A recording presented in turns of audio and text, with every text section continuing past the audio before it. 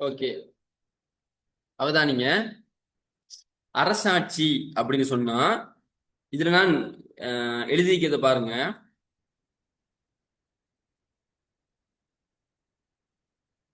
ஒரு மக்கள் என்ன செய்யறாங்கன்றா ஜனநாயக ரீதியாக ஒரு ஆட்சியாளர் தெரிவு செய்யறாங்க. அப்ப மக்கள்கிட்ட ஒரு எதிர்பார்ப்பு இருக்கும், எங்களை இப்படித்தான் ஆட்சி செய்யணும். அவங்க ஒரு எதிர்பார்ப்புல தான் இவரை தெரிவு செஞ்சிருப்பாங்க. அதே போல அந்த மக்களை அரசியல் நிர்வாக ரீதியா ஒரு நல்ல முறையில வழிப்படுத்த வேண்டிய தேவையும் அந்த ஆட்சியாளருக்கு இருக்கும். இப்ப ரெண்டு சவால். ஒன்று, மக்களுடைய எதிர்பார்ப்பு நிறைவேற்றணும். ரெண்டாவது, இந்த மக்களை அரசியல் நிர்வாக ரீதியா வழிப்படுத்தணும், ஒரு நல்ல லெவலுக்கு கொண்டு வரணும். இந்த ரெண்டு சவாலையும் ஒரு ஆட்சியாளர் என்ன நுட்பத்தை பயன்படுத்தி எதிர்கொள்றாரோ அதுதான் ஆட்சி முறை எனப்படும். பாருங்க, இதைத்தான் எழுதியிருக்கிறது. இது ஒவ்வொரு நாட்டு சமூக பொருளாதார நிலையை கருத்துல வச்சு வேறுபடும். அமெரிக்காவில் வேற மாதிரி அரசாட்சி இருக்கும், சவுதி அரேபியாவில் இருக்கிற அரசாட்சி வேற மாதிரி, இலங்கையில் இருக்கிற அரசாட்சி வேற மாதிரி. உதாரணமா, சவுதி அரேபியாவில் இப்ப இளவரசன் யார் இருக்காரு, முகமது பின் சல்மான் இருக்கிறாரு. இங்க எப்படி ஆட்சி ஸ்டைல்னு சொன்னா, அவங்கட சட்டம் அவங்கட சட்டம் திருக்குர்ஆன்ங்கிறது தான் அவங்களோட சட்டையாப்பு. அது இறைவனால அருளப்பட்டது நம்ம படுது. இதை வச்சுத்தான் சமகாலத்துக்கு ஏத்த மாதிரி சட்டங்களை ஏற்றுவாங்க. அப்ப இங்க பாராளுமன்றம் இருக்குமா? பாராளுமன்றத்துல மக்கள் எல்லாரும் பெரும்பான்மையை வச்சு சட்டம் ஏற்றுவாங்களா? இல்ல. இப்ப ஒரு கிளாஸ் ரூம் இருக்கு, அதுல 50 பேர்ல 40 இது பெரும்பான்மையான எதை விரும்புவாங்க? பெருசா படிக்காம இருக்கிறது, சும்மா அதான் விரும்புவாங்க. பெரும்பான்மை அங்க ஒரு எலெக்ஷன் வச்சா என்ன நடக்கும்? ஒரு என்ன சோம்பேறியான ஒரு மொனிட்டரை தெரிவு செய்ய தான் வாய்ப்பு இருக்குது. நம்ம அவங்களுக்கு ஏத்த மாதிரி ஒரு ஆளை தெரிவு செய்வாங்க, அல்லது அவங்களுக்கு ஏத்த மாதிரி சில விஷயங்களை செய்வாங்க. எனவே பெரும்பான்மைங்கிறது எப்பயும் நல்லம் இல்லை. சில டைம்ல பெரும்பான்மையான கெட்டவங்களா இருந்தா வார சட்டமும் கெட்டதா இருக்கும். எனவே இவங்க என்ன சொல்றாங்கன்னா, சட்டம்ங்கிறது மனுஷன் எல்லாத்தையும் படைச்ச, எதிர்காலம் இறந்த காலம் நிகழ்காலம் தெரிஞ்ச ஒருத்தரால் ஏத்துறதுதான் நியாயம் அப்படின்ற நம்பிக்கையில திருக்குறான மையமா வச்சு அவங்க என்ன செய்யறாங்க, அந்த சட்டங்களை காலத்துக்கு தேவையான மாதிரி அதை வச்சு உருவாக்குறாங்க.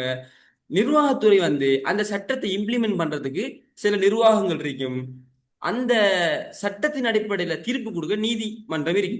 இங்க ஆட்சியாளர் மக்கள் தெரிவு செய்ய மாட்டாங்க, அறிஞர்கள் என்ன இது என்ன பரம்பரையாக வருவாங்க. சில டைம்ல பரம்பரையாக வந்தாலும் அவரு கெட்டவரைக்கு வாய்ப்புக்கு தானே. எனவே அவர் அந்த திருக்குருவாண்ட சட்டங்களுக்கு உட்பட்டு சட்டவாட்சிக்கு உட்பட்டு நடக்கணும் அப்படின்னு வித்தியாசமான ஒரு ஆட்சி முறை. அமெரிக்காவை எடுத்து பாத்தீங்கன்னா அங்க அப்படி இல்லை. மக்கள் எல்லாரும் சேர்ந்து ஒவ்வொரு இடத்துல இருந்து பிரதிநிதிகள் அனுப்புவாங்க.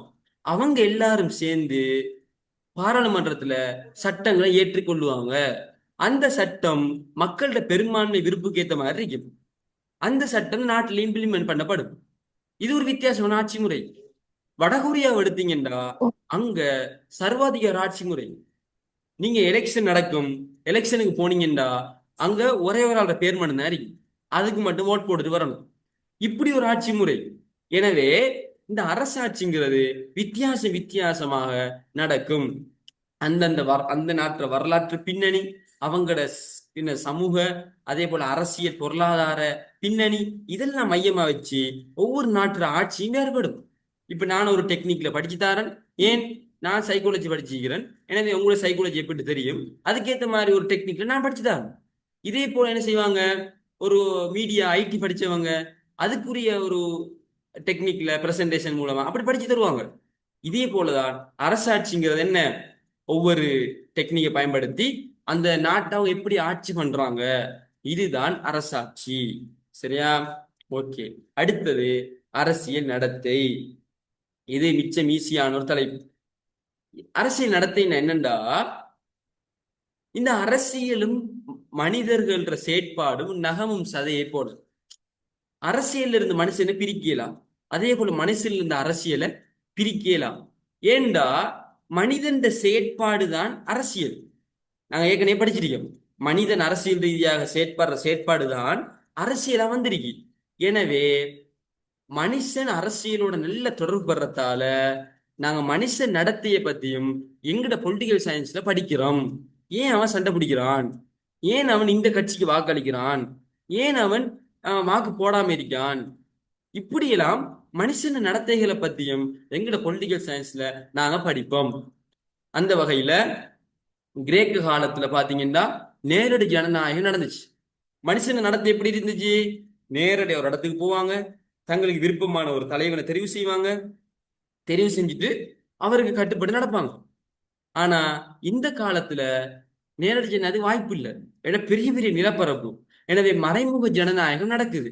இங்க மனுஷன் எப்படி செயற்படுறான்? அரசியல் கட்சியில போய் சேர்ந்து கொள்றான், அவன் எதிர்ப்பு ஆர்ப்பாட்டங்கள் ஈடுபடுறான், அமுக்கக்குழுன்னு சொல்லி ஒரு இது மூலமா அரசாங்கத்துக்கு பிரஷர் கொடுக்குறான். ஆஹ் ஏதாவது மக்கள் தீர்ப்பு, தேர்தல், இப்படியான விஷயங்கள் மூலத்துல மக்கள் செயற்படுறாங்க. அப்ப இதை நாங்க டீட்டெயிலா படிக்கிறது தான் அரசியல் விஞ்ஞானம். அப்ப நாங்க எப்படி அரசியல் நிறுவனங்களை பத்தி படிக்கிறோமோ, அதே போல அரசியல் நிறுவனங்களை பத்தி நடைமுறையை படிக்கிறோமோ, அரசாட்சியை பத்தி படிக்கிறோமோ, அதே போல அரசியல் நடத்தையை பத்தியும் நாங்க படிக்கணும். இதுல நாங்க நேர்கணிய செயற்பாடு, எதிர்கணிய செயற்பாடுன்னு சொல்லுவோம். அதாவது வாக்களிக்கிறதும் அரசியல் நடத்துதான், வாக்களிக்காம இருக்கிறதும் அரசியல் நடத்துதான். எனக்கு படிச்சுட்டு அந்த பொலிட்டிக்கல் பாட சார் வாக்களிக்கிறல்ல, அது அவர் ஒரு நியாயம் சொல்லுவாரு. அப்ப அதுவும் ஒரு அரசியல் தான், அரசியல் செயற்பாடு தான். சிலவங்க என்ன செய்வாங்க? எதிர்ப்பு ஆர்ப்பாட்டங்களில் ஈடுபடுவாங்க, இன்ட்ரெஸ்ட் காட்டுவாங்க. ஆனா சிலவங்க இன்ட்ரெஸ்ட் காட்ட மாட்டாங்க. ரெண்டுமே அரசியல் நடத்தை தான். அப்ப எனவே ஒரு மனுஷன் நேர்கணிய செயற்பாடுங்கிறது வாக்களிக்கிறது, எதிர்கணிய செயற்பாடுங்கிறது வாக்களிக்காம இருக்கிறது. ரெண்டுமே அரசியல் நடத்தை தான். எனவே நீங்க 3 பாயிண்ட்ஸ் இதுக்குள்ள எழுதணும். முதலாவது பாயிண்ட்ஸ், அரசியல் மனுஷனும் பிரிச்சு பார்க்க முடியாத உண்டு, எனவே அதை பத்தி நாங்க படிக்கணும். ரெண்டாவது பாயிண்ட்ஸ், கிரேக்க காலத்துல எப்படி இருந்துச்சு, நவீன காலத்துல மனித செயற்பாடு எப்படி இருக்குது. மூணாவது பாயிண்ட்ஸ், நேர்கணிய செயற்பாடுன்னு என்ன, எதிர்கணிய செயற்பாடுன்னு என்ன, அதுக்கு சில உதாரணங்கள். இப்படி எழுதினீங்கடா இதுவும் உங்களுக்கு ஓகே. கடைசியாக அரசியல் கருத்தியல், இதை நாங்க எங்கட பொலிட்டிக்கல் சயின்ஸ் பாடத்துல படிப்போம். 5வது யூனிட்ல விரிவா படிப்போம். ஆனா 7வது, 8வது, 9வது யூனிட் எல்லா யூனிட்லயும் இது கொஞ்சம் கொஞ்சம் வரும். அரசியல் கருத்தியல், இதை பத்தி நாங்க கட்டாயம் ஒரு புரிதல் இருக்கிறது. நான் உங்களுக்கு ஈஸியா சொல்லித்தரேன். அரசியல் கருத்தியல்டா என்னன்னு சொன்னா வேற ஒன்றும் இல்ல. ஒரு ஸ்கூல்ல பிரச்சனை, சரியா? அங்க இருக்கிற ஆசிரியர்களுக்கு இடையில ஒரு புரிந்துணர்வு இல்ல, ஒழுங்கா ஒரு ஸ்கூல் பற்று இல்ல, சும்மா நோம்பல படிச்சு கொடுக்குறாங்க, அங்க இருக்கிற பிள்ளைகள் எல்லாம் கெட்டு போயிருக்குது. அப்ப இத நீங்க பாக்குறீங்க, இந்த படிக்கிற நீங்க என்ன செய்றீங்க, இத பாக்குறீங்க. அப்ப உங்களுக்கு ஒரு கருத்து வருது, இந்த சிஸ்டம் பில. உண்மைய ஆசிரியர்களை தரத்தின் அடிப்படையில அதை தெரிவு செய்யணும், சரியா? அங்க இருக்கிற மாணவர்களுக்கு இப்படி இப்படி எல்லாம் செய்யணும். உங்களுக்கு ஒரு கருத்து வருதுன்னு வைங்களேன், இது ஒரு கருத்து, இதுக்கு பெருசா பெருமானம் இல்லை. ஆனா இன்னும் சில ஆட்கள் உங்களோட கருத்தை ஏத்துக்கொள்றாங்க, அவங்களும் இத மாதிரி கருத்துக்கள் தெரிவிக்கிறாங்க. எனவே இந்த எல்லா கருத்தும் ஒன்றோட ஒன்று சேர்ந்து அரசியல் கருத்தியலா மாறும். இனி இந்த கருத்தியல் சில டைம்ல அந்த ஸ்கூல்ல செல்வாக்கு செலுத்தலாம். அந்த கருத்தியல் அடிப்படையில ஆசிரியர்கள் தெரிவு செய்யப்பட்டு, அந்த கருத்தியல் அடிப்படையில அந்த நிர்வாகம் நடந்து ஒரு நல்ல ஸ்கூலா மாறலாம். அப்ப இதுதான் அரசியல் கருத்தியல். நான் எழுதியிருக்கிறேன் பாருங்க. ஒரு பிரச்சனை ஒன்று ஏற்படுது, அந்த பிரச்சனைக்கு அரசியல் சிந்தனையாளர்கள் நல்லா யோசிச்சு ரிசர்ச் பண்ணி ஒரு கருத்து சொல்றாங்க. இதே கருத்தை இன்னும் 4, 5 பேர் சொல்றாங்க. இதெல்லாம் சேர்ந்து ஒரு அரசியல் கருத்தியலா மாறும். இந்த அரசியல் கருத்தியல் வந்ததுக்கு பிறகு அது அந்த நாட்டு அரசியல் நிறுவனங்கள்ல செல்வாக்கு செலுத்தும், அரசியல் நடைமுறையில செல்வாக்கு செலுத்தும், அரசாட்சியில செல்வாக்கு செலுத்தும். செல்வாக்கு செலுத்தி அவங்கள ஒரு கண்ட்ரோல் பண்ணும். இப்ப உதாரணமா 15ஆம் 16ஆம் நூற்றாண்டுல மன்னர் ஆட்சி நடக்குது. மன்னர், அவர் அவர்கிட்ட சட்டத்துறையும் இருக்குது, நிர்வாகத்துறையும் இருக்குது, நீதித்துறையும் இருக்குது. அவர் இன்னைக்கு சாப்பாடு சமைச்சுட்டாங்க அப்படின்னா அதுக்கு ஒரு ஆள் வச்சிருப்பாரு தானே. ஒருவேளை அவரு பிழையா சமைச்சா மன்னருக்கு டேஸ்ட் இல்லாட்டி அவங்கள காவலாளி ஒரு கண்ணை காட்டுவாரு, உடனே அவரை தலை போயிடும். இப்படி கொடூரமான நடந்துச்சு. அவர் விருப்பத்துக்கு ஏத்த மாதிரி அங்க மக்களுக்கு அடிப்படை உரிமையோ எதுவும் இருக்கல. இப்படி ஒரு காலம் இருந்துச்சு. அந்த காலத்துல ஜோன் லொக் என்ன சொன்னாருண்டா, மனுஷனுக்கு சுதந்திரம் வேணும், அவன் பிறக்கக்குள்ளேயே சுதந்திரமா தான் பிறந்திருக்கிறான் அப்படின்னு ஒரு கருத்தை முன் வச்சாரு. இதை இன்னும் சில அறிஞர்கள் முன் வச்சாங்க. அப்ப இது ஒரு கருத்தியலா மாறுனுச்சு. தாராளவாத கருத்தியல், லிபரலிசம், சுதந்திரம், மனுஷனுக்கு சுதந்திரம் வேணும். இந்த கருத்தியல் அடிப்படையில நிறைய மக்கள் ஒன்று சேர்ந்து கிளர்ச்சி செஞ்சு மன்னனை வீழ்த்திட்டு இவங்க ஆட்சி எடுத்தாங்க. இப்ப அவங்க உருவாக்கின அரசியல் நிறுவனங்கள் பாராளுமன்றம் எப்படி இருக்கும்? அந்த கருத்தின் அடிப்படையில் இயங்கும். அவங்க உருவாக்கின அமைச்சரவை எப்படி இருக்கும்? அந்த கருத்தின் அடிப்படையில் இயங்கும். அவங்க உருவாக்கின நீதித்துறை எப்படி இருக்கும்? நீதிமன்றம் அந்த கருத்தின் அடிப்படையில தான் இயங்கும். சரியா? இப்படி போய் கொண்டிருக்கும் போது கால் மார்க்ஸ் வராது. 30 வருஷமா லைப்ரரியில இருந்து படிச்சு படிச்சு மூலதனம்ங்கிற புத்தகத்தை எழுதுறாரு. அவர் சொல்றாரு இந்த தாராளவாதம் சரியில்லை.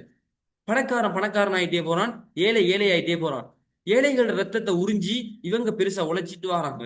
எனவே இது சரியில்லை. எல்லாருக்கும் சமத்துவம் வேணும் அப்படின்னு ஒரு கருத்தை முன் வைக்காது. இத பிரிட்டிக் ஏங்கல்ஸ் அதே போல இன்னும் நிறைய பேர் ஏத்துக்கொள்றாங்க. அந்த அடிப்படையில லெனின், சேகுவாரா இவங்க எல்லாரும் அந்த டீம் தான். இவங்க பேச பேச அது ஒரு கருத்தியலா மாறுது. அந்த கருத்தியல் அடிப்படையில ஒரு நாடு உருவாகுது, ரஷ்யா, சோவியத் ரஷ்யா. அங்க இருக்கிற எல்லா நிறுவனங்களும் அந்த கருத்தியலுக்கு உட்பட்டு தான் நடக்குது. இப்ப விளங்கிட்டா உங்களுக்கு கருத்தியல் என்னண்டு? உதாரணமா தாராளவாத கருத்தியல் இருக்குது, சம உடைமைவாத கருத்தியல் இருக்குது, சமூக ஜனநாயகவாத கருத்தியல் இருக்குது. இதெல்லாம் 5வது டீட்டெயிலா படிப்பீங்க. இங்க உங்களுக்கு தெரிஞ்சிருக்க வேண்டியது, நாங்க அரசியல் பாடப்பிரிவுல 5 விஷயத்தை படிப்போம். அரசியல் நிறுவனங்கள், அரசியல் நடைமுறைகள், அரசாட்சி, அரசியல் கருத்தியல், கடைசியாக அது அரசியல் நடத்தை, கடைசியாக அரசியல் கருத்தியல். இவ்வளவு உங்களுக்கு கிளியரா? இது எப்படி லேசா மெமரைஸ் பண்ணணும்னு சொன்னா, நான் உங்களுக்கு கடைசியா சொல்லித்தரேன் சொல்லியிருந்தேன். பாருங்க, அரசியல் நிறுவனம், அதுக்கு அடுத்தது அரசியல் நடைமுறை. நிறுவனத்தில இருந்து தான் அந்த நடைமுறை வரும். அப்ப அப்படியே ஒரு கனெக்ஷன் ஒன்று ஏற்படுதுங்க. அரசியல் நிறுவனம், அரசியல் நடைமுறை. எழுத்தளவுலயும் ஒரு ஒற்றுமை இருக்கு பாருங்க. அரசியல் நிறுவனம், அரசியல் நடைமுறை. 3வது அரசாட்சி. பாருங்க, அதுவும் ஆனா, இதுவும் ஆனா, இதுவும் ஆனா. அரசியல் நட அரசாட்சி. இப்படி வச்சுக்கொள்ளுங்க. சரியா? முதலாவதுக்கு 2 சொல் இருந்துச்சு, 2வது 2 சொல் இருந்துச்சு, 3வது ஒரு சொல் அரசாட்சி. 4வது திரும்ப 2 சொல்ல மாறுது, அரசியல் நடத்தை. அரசியல் நடத்தை. 5வது அரசியல் கருத்தியல். அப்ப இப்படி டெஸ்டுக்கு 2, நடுவுல அரசாட்சி, அடுத்தது 2 அரசியல் நடத்தை, அரசியல் கருத்தியல். இப்படி ஒரு பெட்டர்ன்ல நீங்க பாடமாக்குங்க. இது போன் நம்பர் பாடமாக்குற மாதிரி 077 341 36 53. இப்படி நாங்க பாடமாக்கினா நல்லா ஞாபகம் நிற்கும். இதுக்கு நாங்க சங்கிங் மெத்தட் சொல்றோம். இந்த அடிப்படையில இது 5 கீ பாயிண்ட்ஸ் மெமரைஸ் பண்ணுங்க. ஒன்று அரசியல் நிறுவனம், அரசியல் நடைமுறை, அரசாட்சி, அரசியல் நடத்தை, அரசியல் கருத்தியல். இப்படி நீங்க ஒரு பெட்டர்ன்ல பாடமாக்கினீங்கடா அது உங்களுக்கு மறக்காது. சரியா? இப்ப நான் அந்த ஷார்ட் நோட்ஸை வச்சு நீங்க படிச்சீங்கடா உங்களுக்கு ஒரு காலம் மறக்காது. நீங்க எக்ஸாம் எழுதக்குள்ள அந்த கொப்பியில நீங்க வரைஞ்சது, நீங்க எழுதின சித்திரங்கள், அதெல்லாம் உங்களுக்கு அப்படியே கண்ணு முன்னால வரும். டக்குன்னு எழுதலாம். ரிவிஷன் பண்ற ஈஸி. எனவே இந்த முறையை நீங்க மேம்படுத்திக் கொள்ளுங்க. இன்றைய கிளாஸ் நாங்க முடிச்சு கொள்வோம். கிளியரா உங்களுக்கு? இன்றைய கிளாஸ் கிளியரா? Very good. அதே போல எங்களோட சொரூபன் பிரதர்கிட்ட எதிர்காலத்தில் எங்களோட எல்லா கிளாஸ்லையும் நீங்க கலந்து கொள்ளணும், எங்களோட ஷார்ட் நோட்ஸ் எடுத்துக்கொள்ளணும். என் மெமரி டெக்னிக்கை இதன் மூலமா படிச்சு அதன் மூலமா படிக்கணும் விரும்புறவங்க அவரோட கண்டெக்ட் பண்ணுங்க. கண்டெக்ட் பண்ணி என்ன செய்யுங்க, பேமெண்ட் கிளாஸ்லையும் சேர்ந்து கொள்ளுங்க. இந்த ஃப்ரீ கிளாஸ் என்ன செய்யும், தொடர்ச்சியாக நடக்காது. அதுக்கு பிறகு பேமெண்ட் கிளாஸுக்கு மாறிடும். அதுக்குள்ள கட்டாயம் ஜாயின் ஆகிக்கொள்ளுங்க. எங்க கிளாஸை முடிச்சு கொள்வோம். ஓகே, எல்லாரும் பொறுமையோட இருந்து கேட்டுக்கொண்டிருந்ததுக்கு எல்லாருக்கும் நன்றி. கிளாஸ் நாங்க இதோட முடிச்சுக்கொள்வோம்.